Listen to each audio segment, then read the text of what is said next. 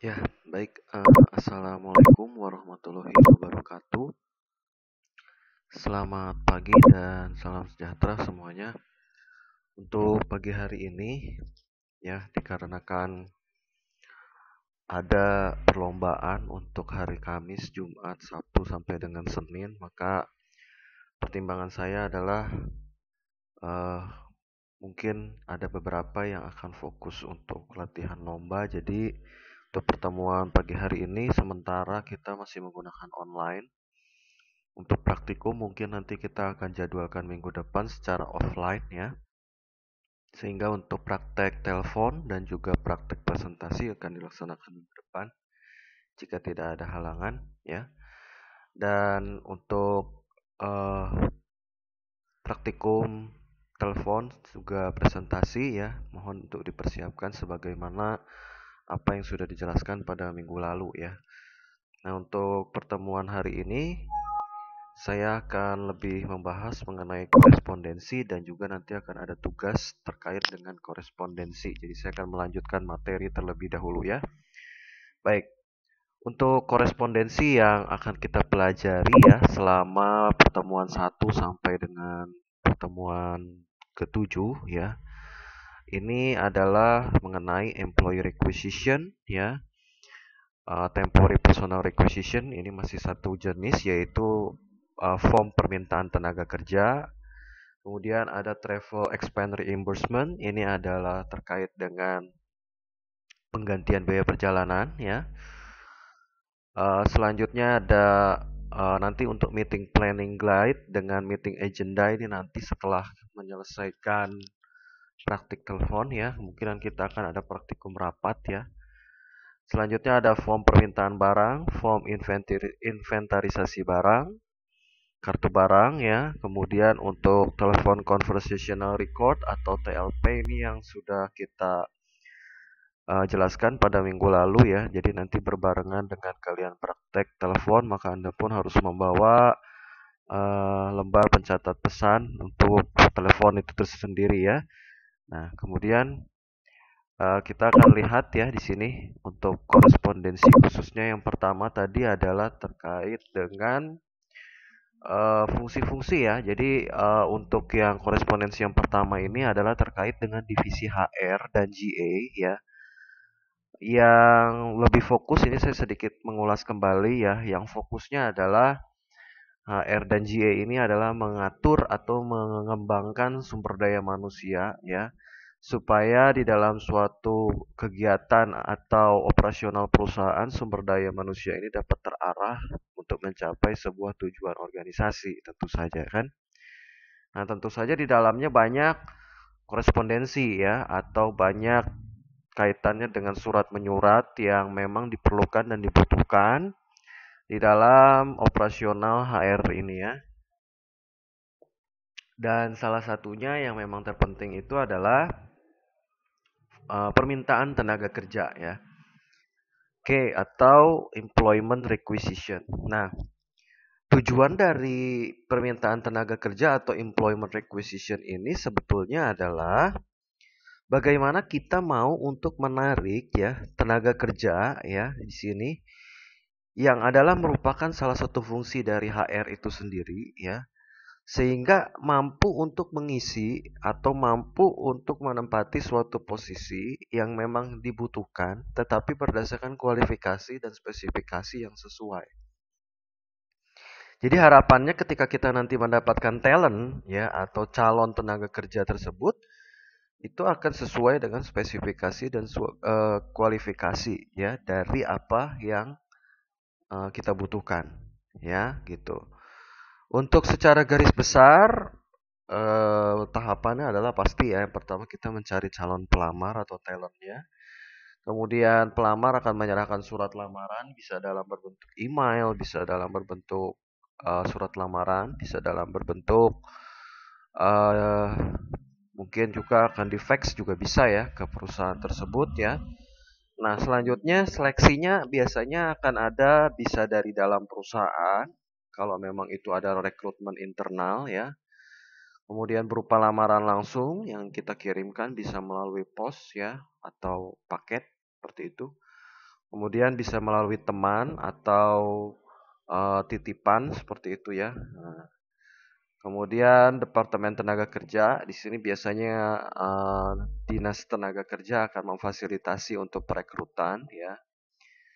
Lembaga-lembaga pendidikan seperti BKK ya dan juga advertensi atau iklan ya, baik dari iklan-iklan, lowongan kerja atau sebagainya seperti Jobs Street, JobsDB, LinkedIn dan sebagainya ya. Oke. Nah, yang perlu kita ketahui karena di sini kita akan lebih fokus kepada korespondensi ya.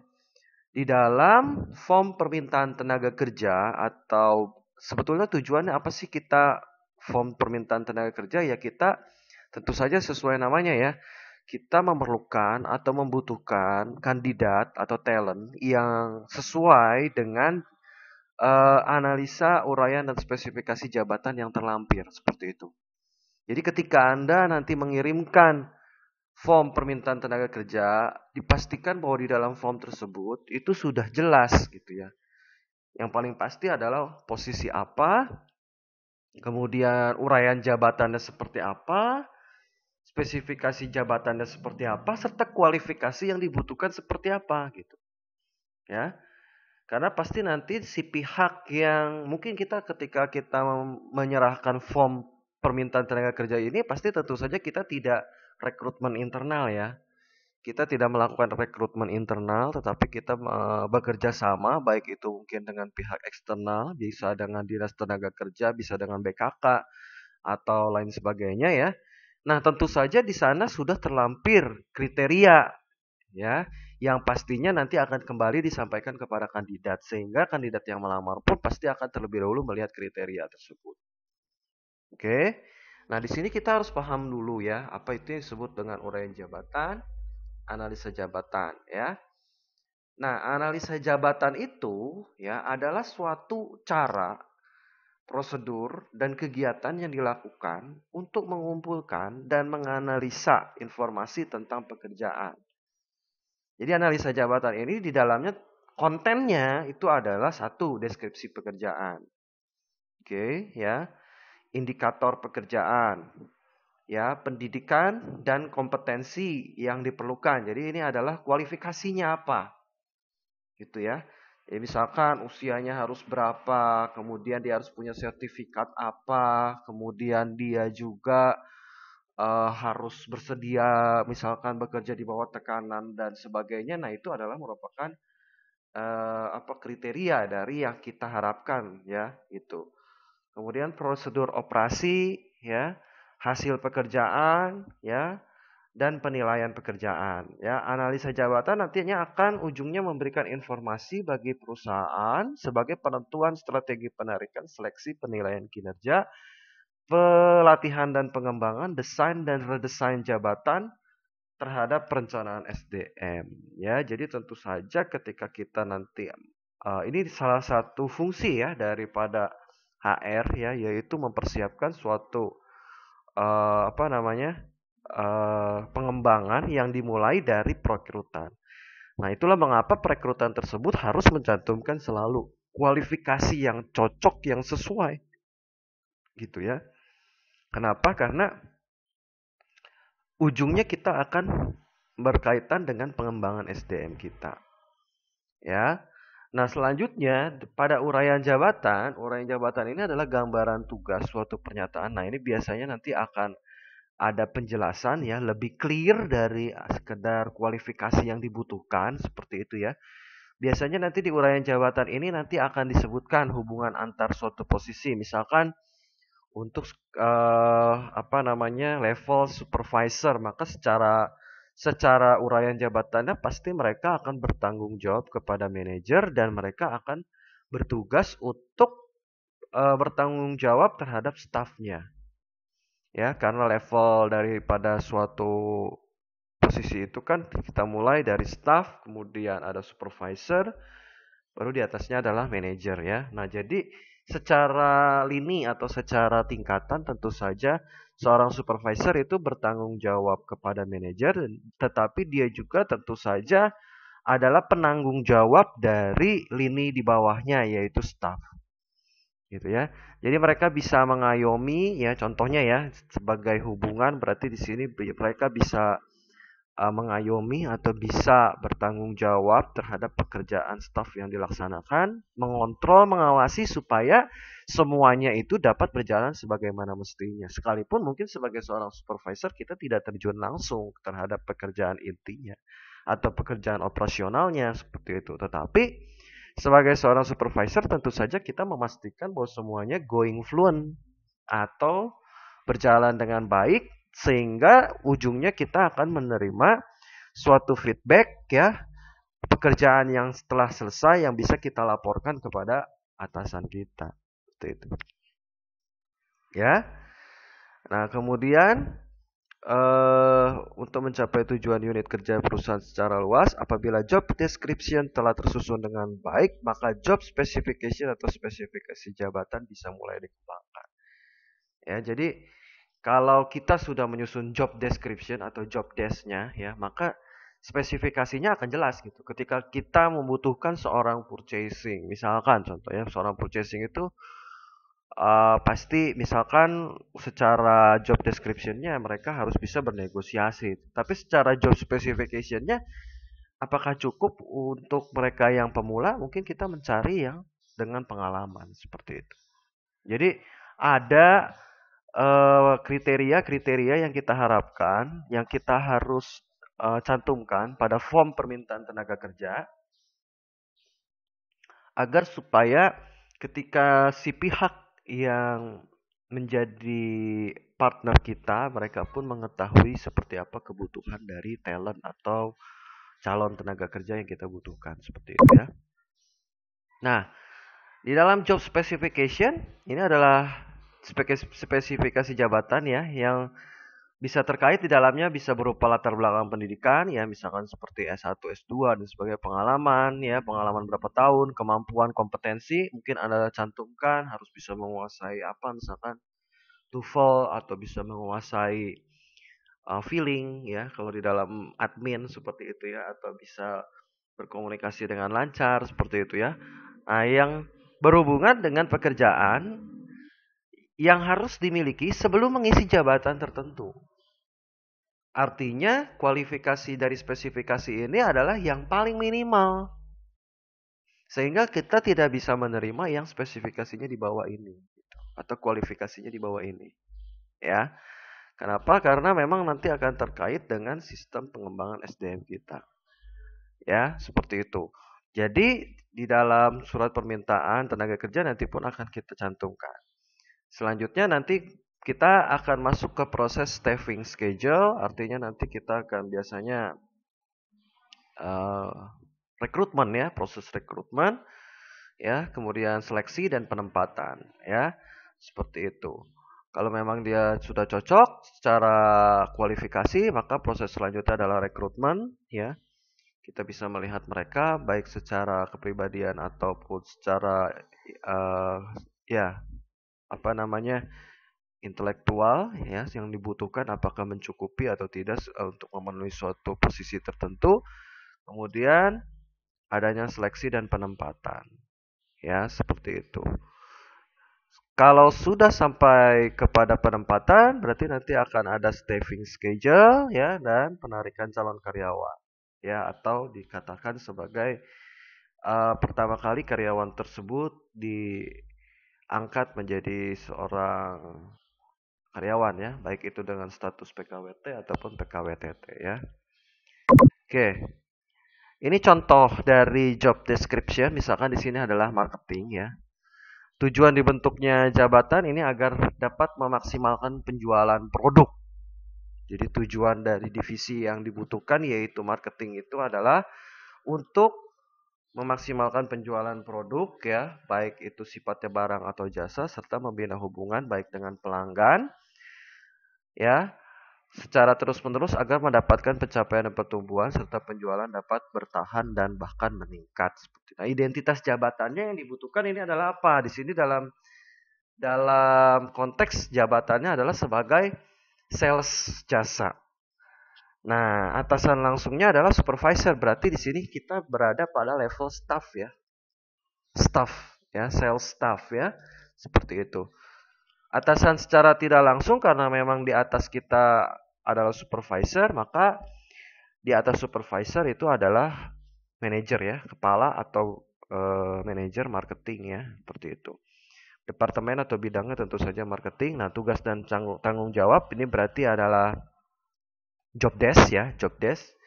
Mencari pelanggan atau customer baru, mempertahankan pelanggan yang sudah ada, bertanggung jawab terhadap nilai penjualan ya di dalam area penjualan yang menjadi tanggung jawabnya. Ini berarti kita masih di dalam skup yang terbatas ya. Kemudian memastikan pendistribusian produk bahwa produk telah diterima oleh pelanggan, customer sesuai dengan waktu yang disepakati. Kewenangannya adalah mengeluarkan biaya promosi dan entertainment sesuai dengan batas otoritas. Hubungan kerjanya, nah di sini kita mengungkapkan bahwa di sini adalah merupakan pekerja lapangan ya, artinya di dalam kantor 20%, di luar kantor 80%, dan kita akan lebih banyak berhubungan dengan banyak orang. Nah, kalau dari seperti ini, kira-kira kualifikasi apa yang kita butuhkan? Nah, ya kita bisa cantumkan ya, di sini kita belum sampai kepada spesifikasi yang dibutuhkan. Misalkan apa nanti spesifikasi yang dibutuhkan, silakan Anda pikirkan gitu. Untuk seorang marketing dengan tanggung jawab seperti ini, Anda dibutuhkan kualifikasi yang seperti apa? Apakah SMA cukup? Ataukah membutuhkan yang D3? Atau membutuhkan yang S1 gitu ya. Nah, kira-kira skupnya bagaimana? Itu nanti tergantung dari bagaimana kita sebagai seorang HR menentukan suatu target dari talent kita ya. Kemudian berikutnya yang paling penting juga harus memiliki kemampuan negosiasi. Pengalaman kira-kira dibutuhkan berapa lama untuk memenuhi posisi ini? Apakah Anda butuh yang fresh graduate ataukah Anda butuhkan yang pengalaman seperti itu ya? Nah, kemudian untuk marketing juga berarti pengetahuan wilayahnya seperti apa? Haruskah memiliki SIM, minimal SIM C atau SIM A? Nah, itu semua nanti Anda bisa tuangkan di dalam spesifikasi atau kualifikasinya yang Anda cari ya. Nah, sehingga di sini sudah saya berikan contoh ya. Nanti Anda bisa melihat contoh-contoh lainnya di link-link yang akan saya saya berikan ya. Nah, nanti tugas Anda adalah Anda bisa membuat ya suatu form permintaan karyawan. Di sini silahkan Anda nanti buat kopnya karena ini adalah merupakan surat dinas ya, terkait surat dinas. Jadi silakan Anda buat kop dengan nama PT Anda sendiri, alamatnya juga bebas dan silakan Anda buat logonya seperti itu karena di sini misalkan nanti adalah surat dinas ya. Nah, Anda nanti diminta untuk mengisi form ini ya. Nah, form ini atau jika memang di sini ada yang kekurangan atau menurut Anda kurang penjelasannya boleh Anda tambahkan, tetapi saya rasa di sini sudah cukup ya. Nah, di sini misalkan Anda ingin mencari apa jabatannya ya dari pihak Anda dan tingkat pendidikan yang dibutuhkan apa, jurusan apa, jenis kelamin apa, apakah bisa laki-laki dan perempuan, status perkawinan apa, usia dan karakteristik pribadi ya. Nah, status hubungannya apakah Anda mencari yang tetap atau kontrak, silakan nanti Anda isi ya. Kalau kontrak itu berarti tidak tetap ya, berarti sementara ya. Nah, dalam tugasnya yang bersangkutan akan bertanggung jawab kepada siapa, jadi mohon untuk diperhatikan ya jabatan harus ditulis di sana apakah itu staff, supervisor atau manajer karena nanti terkait dengan penanggung jawabnya siapa. Seperti itu ya. Pengalaman kerja yang dibutuhkan berapa tahun, keahlian khusus. Nah, ini nanti akan terkait dengan job description-nya apa saja yang dibutuhkan serta uraian tugasnya akan menjadi seperti apa. Oke, seperti itu ya. Serta kemampuan tambahan yang mendukung. Jadi ini adalah skill-skill yang berupa skill eksternal seperti misalkan kemampuan negosiasi dan sebagainya ya. Nah, di sini adalah tentu kita bisa lampirkan. Silahkan coba Anda nanti buat ya seperti ini alasan permintaan penambahan. Misalkan di sini jika misalnya ada ini terserah Anda ya, alasannya bebas ya. Misalkan untuk mengganti yang cuti hamil berarti di situ sistemnya kontrak ya, tidak permanen gitu ya. Kalau untuk yang permanen bisa Anda cantumkan di sini penjelasannya untuk memenuhi kebutuhan penambahan tenaga kerja di divisi apa misalkan ya. Oke, nanti di posisi ini berarti nanti setelah ada persetujuan ya. Nah, maka pengajuan ini adalah tanda tangan Anda sebagai seorang HR, nama dan tanggal ya. Kemudian persetujuan ini oleh atasan Anda ya, biasanya supervisor diketahui biasanya oleh manajer Anda. Seperti itu ya. Ini adalah form dari permintaan karyawan. Silakan nanti Anda buat, Anda lengkapi formnya ya. Bentuk-bentuk lainnya juga kita bisa menggunakan ya. Kita lihat yang lainnya. Nah, kalau Anda mau menggunakan yang ini juga nggak apa-apa ya. Silakan nanti mana yang menurut Anda terbaik ya formnya dan Anda bisa isi ya di sini. Anda bisa lengkapi ya. Tapi kalau menurut saya yang terbaik ini karena di sini tadi mengungkapkan seperti apa uraian tugas, seperti apa pengalaman, seperti apa keahlian dan kemampuan tambahannya. Jadi sudah komplit di sana ya. Kalau yang lainnya kita bisa lihat contoh dari form lain yaitu, nah ini juga sama, ini juga apa namanya cukup komplit ya. Kalau mau Anda pilih mungkin ini antara yang PDF atau Word tadi ya. Nah, ini jabatan, laporannya kepada siapa ya, kemudian tanggal, alasan penggantian, kemudian harapannya apa ya di sini, keahlian apa, jumlah dan tugas karyawan ya. Nah, ini sama ya. Oke, jadi bisa Anda pilih ya. Tapi saya sarankan yang ini karena di sini yang cukup komplit yang menyangkut dengan job spesifikasi, deskripsi dan uraian tugasnya ya, seperti itu. Oke, itu adalah yang pertama ya. Jadi Anda diminta untuk membuat form permintaan karyawan sebagai pihak perusahaan. Perusahaannya silahkan bebas Anda berikan kop di sini ya, silahkan berikan kop ya, dan Anda berikan apa namanya logo ya sini ya. Oke, selanjutnya kita akan masuk kepada biaya form biaya perjalanan. Jadi di sini kita akan ada beberapa materi yang saya akan gabungkan sekaligus ya, karena terkait dengan waktu ya dan juga tempat ya. Maka saya akan gabungkan beberapa materi ini supaya nanti tugasnya bisa sekaligus seperti itu ya. Untuk penggantian biaya perjalanan ini sifatnya adalah yang kita sebut sebagai travel expense reimbursement. Nah ya, biaya perjalanan di sini yang ditanggung itu adalah biaya perjalanan seperti apa ya? Tentu saja adalah merupakan biaya perjalanan yang sifatnya dinas. Artinya dinas di sini adalah dalam rangka untuk kepentingan atau keperluan perusahaan. Ya, di dalamnya bisa include satu biaya transportasi, biaya akomodasi dan uang saku. Ya, tetapi ingat bahwa semuanya dihitung berdasarkan standar biaya. Artinya standar biaya itu adalah menerapkan prinsip kewajaran.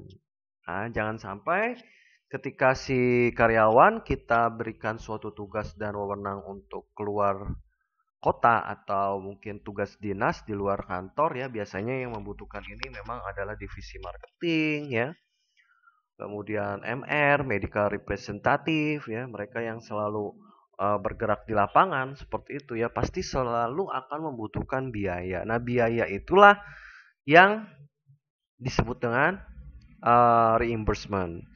Bisa bersifat dua ya, bisa ada dua cara. Yang pertama adalah si perusahaan sudah memberikan terlebih dahulu ya biaya tersebut sehingga nanti pelaporannya berupa kwitansi, faktur, cek atau mungkin juga kwitansi nota dan sebagainya ya, itu tentu saja nanti akan diminta oleh pihak perusahaan. Atau yang kedua itu adalah si perusahaan akan melakukan reimbursement. Artinya si karyawan dengan menggunakan biaya pribadi dulu, kemudian nanti mereka si karyawan tersebut akan melampirkan bukti-bukti sehingga nanti akan bisa di reimburse ya atau diganti gitu ya. Oke.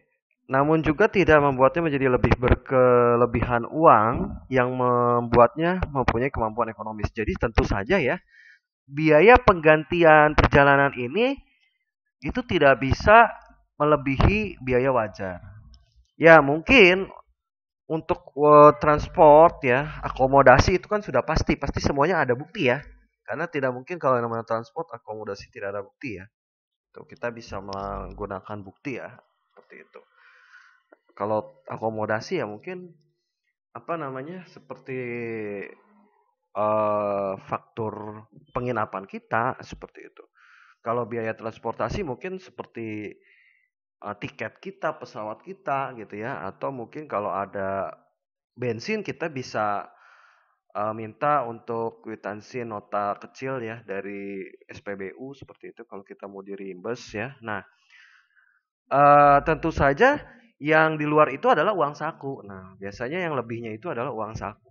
Ya, uang saku itu biasanya nanti tergantung daripada kebijakan perusahaan. Seperti itu nanti akan berada di luar biaya transport dan biaya akomodasi. Seperti itu ya. Oke, kita lihat contohnya bagaimana form reimbursement ya atau form penggantian biaya perjalanan ya. Nah, ini pun sama nanti silahkan Anda berikan kalau di sini pun termasuk surat dinas ya. Di sini nanti silahkan Anda berikan logo dan kemudian Anda berikan nama, alamat, nomor telepon, website atau istilahnya kop surat lah ya, seperti itu surat dinas ya.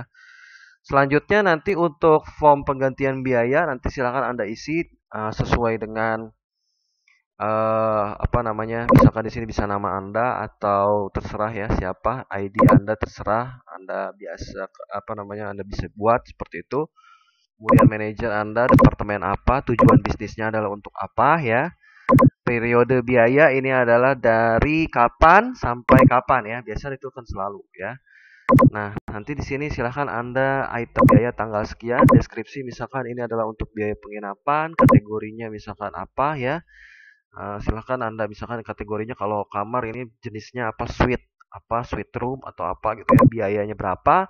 Kalau untuk akomodasi misalkan di sini misalnya untuk pesawat dengan kode booking sekian dengan apa namanya pesawat apa, destinasi apa gitu ya dan biayanya berapa. Nanti subtotalkan ya, subtotalkan semuanya berapa ya. Nah, kalau ini tidak perlu ya, ini tidak perlu ya subtotalkan. Nah, nanti jumlah nilai penggantiannya bisa apa namanya Anda sesuaikan. Jadi di sini berapa, ini kita genapkan sama dengan yang atasnya. Seperti itu ya. Di sini adalah tanda tangan pegawai ya. Artinya kita yang melakukan perjalanan dan tanggal kita. Seperti itu. Ya, Anda bisa komplitkan lengkapi formulir penggantian biaya ini sesuai dengan destinasinya bebas, transportasi bebas ya, menggunakan pesawat mungkin atau menggunakan apa kereta dan sebagainya, semuanya pasti akan ada biaya ya, dan silakan Anda lampirkan di sana. Dan untuk penginapan juga bebas mungkin ya, Anda tentukan saja jenis kamar apa, hotel apa dan sebagainya ya. Oke, selanjutnya korespondensi yang berikutnya, ini saya mengikuti SAP-nya ya, mengikuti dari SAP yang ditentukan ya di sini. Oke, selanjutnya kita masuk kepada korespondensi yang berikutnya, yaitu tentang permintaan barang, ya. Nah, tentu saja ya di sini apa namanya untuk permintaan barang ini pasti didahului semuanya dengan penawaran. Jadi pasti pertama itu ya kita mulai alurnya itu adalah dari penawaran barang. Misalkan kita mau menawarkan terhadap suatu PT tertentu ya terkait dengan barang dan jasa yang kita apa namanya yang kita produksi seperti itu ya. Dan kemudian akan dibalas dengan surat permintaan barang. Artinya ketika surat penawaran barang itu disetujui atau si pihak yang ditawarkan itu tertarik untuk membeli barang kita, maka mereka akan mengirimkan permintaan barang. Nah, nanti kalau sudah apa namanya? Setelahnya nanti kita akan masuk ke form permintaan barang atau kartu inventaris barang ya. Jadi di form permintaan barang atau di kartu inventaris barang ini kita akan merekap barang-barang apa saja yang ada di gudang ataupun yang dikirimkan. Seperti itu ya. Coba kita lihat dulu ya. Ini untuk bagian suratnya saya sudah lampirkan pada yang permintaan barang ya.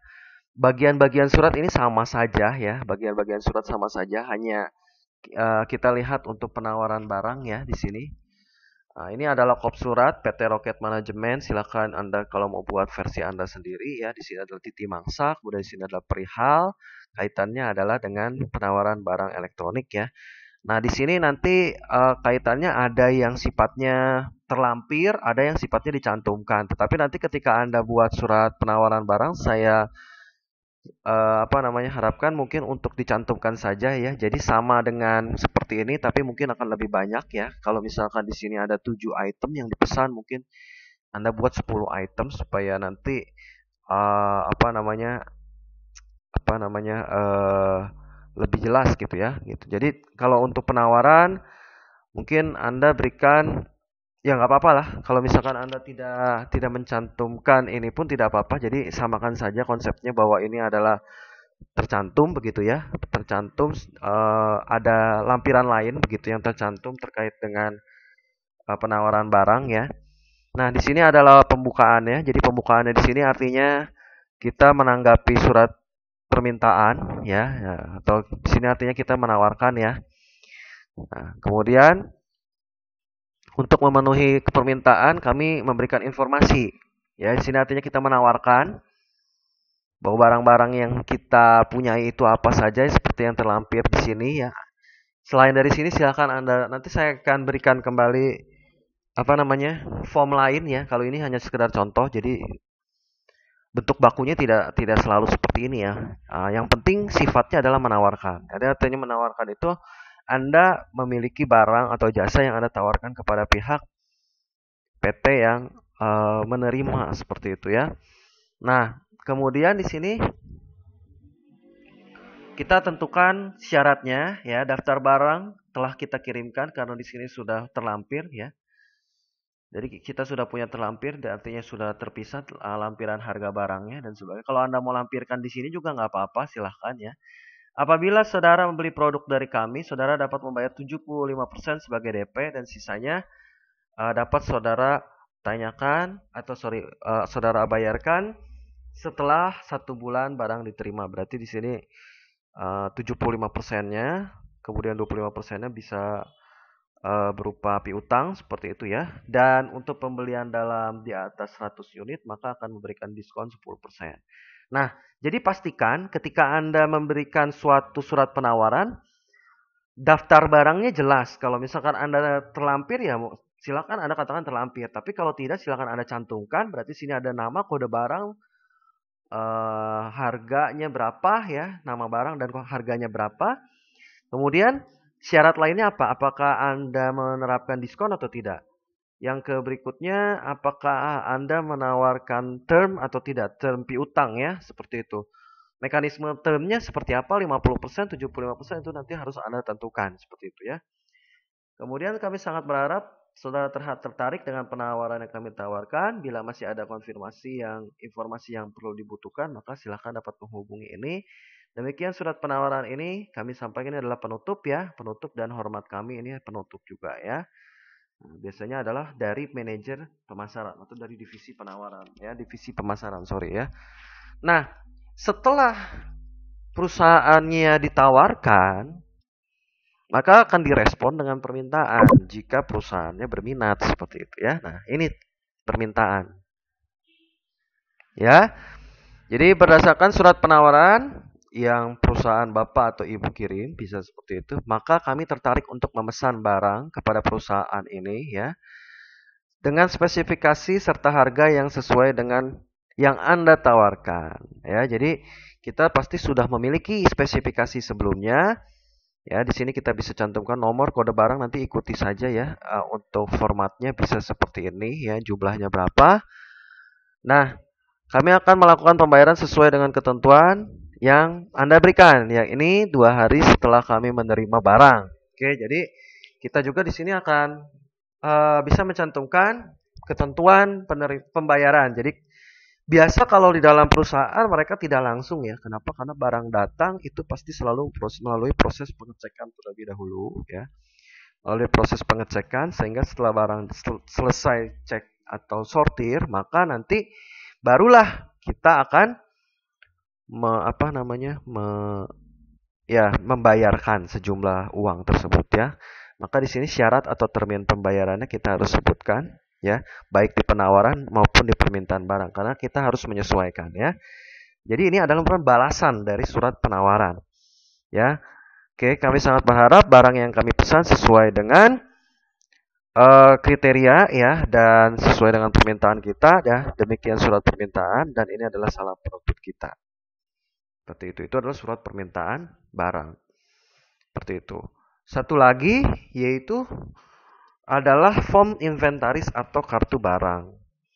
Kartu inventaris barang ya. Kalau ini adalah merupakan bebas ya untuk spesifikasi ininya tidak harus seperti ini, tetapi menyesuaikan silahkan. Tetapi minimal Anda bisa membuat suatu kartu inventaris barang atau form inventaris barang. Artinya fungsinya apa? Ini adalah sebagai stock of name kita ya, biasanya stock of name kita atau bisa juga kaitannya dengan barang yang sudah datang kemudian kita catat di sini sehingga kita memastikan bahwa barang tersebut sudah sesuai dengan kualifikasi sehingga kita bisa melakukan pembayaran begitu.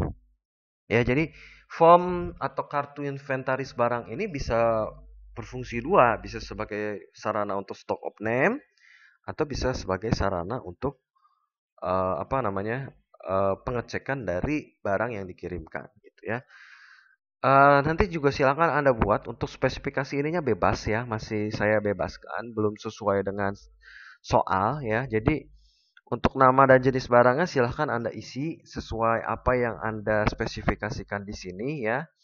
Tidak harus mengikuti ini semua, tetapi silahkan Anda pilih mana yang kira-kiranya merupakan penting untuk daftar inventaris barang Anda. Ambillah solo minimal 5 ya, 5 barang minimal gitu ya. Untuk kartu inventaris barang Anda isi, kemudian jangan lupa penanggung jawabnya siapa dan mengetahuinya siapa. Seperti itu. Oke. Ini adalah korespondensi yang kita pelajari untuk hari ini. Jadi yang akan nanti Anda buat adalah yang pertama surat permintaan tenaga kerja ya. Dalam hal ini berarti Anda harus melampirkan seperti apa spesifikasi jabatan dan sebagainya ya.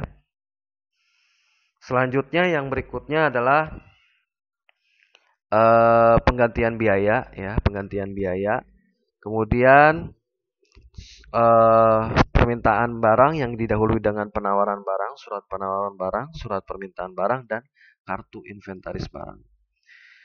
Silahkan jika ada pertanyaan atau terkait dengan materi korespondensi yang kita pelajari. Jadi ada tadi ya form-form tadi yang akan dibuat. Nah untuk metode teknisnya saya sudah lampirkan pada LKM atau student Anda masing-masing di sana. Jadi silahkan nanti Anda kumpulkan melalui student ya. Kalau yang tidak bisa silahkan nanti bisa melalui Google Classroom. Yang tidak bisa mengumpulkan melalui lecture silahkan e-learning itu kita bisa menggunakan Google Classroom. Dan formatnya saya pisah ya semua. Jadi surat permintaan tenaga kerja sendiri, kemudian untuk penggantian biaya sendiri, alur permintaan barang sendiri, kemudian penawaran barang sendiri ya, permintaan barang sendiri dan kartu inventaris sendiri. Untuk nama perusahaan, kop dan sebagainya, jenis barang sebagainya masih saya bebaskan. Yang penting ada terisi di sana ya. Anda bisa membuat dan mengisi itu. Gitu. Oke, seperti itu semuanya. Terima kasih banyak untuk perhatiannya pada pagi hari ini ya. Jika ada pertanyaan silakan sampaikan melalui Google Classroom. Saya akan tetap pantau ya. Semuanya terima kasih. Assalamualaikum.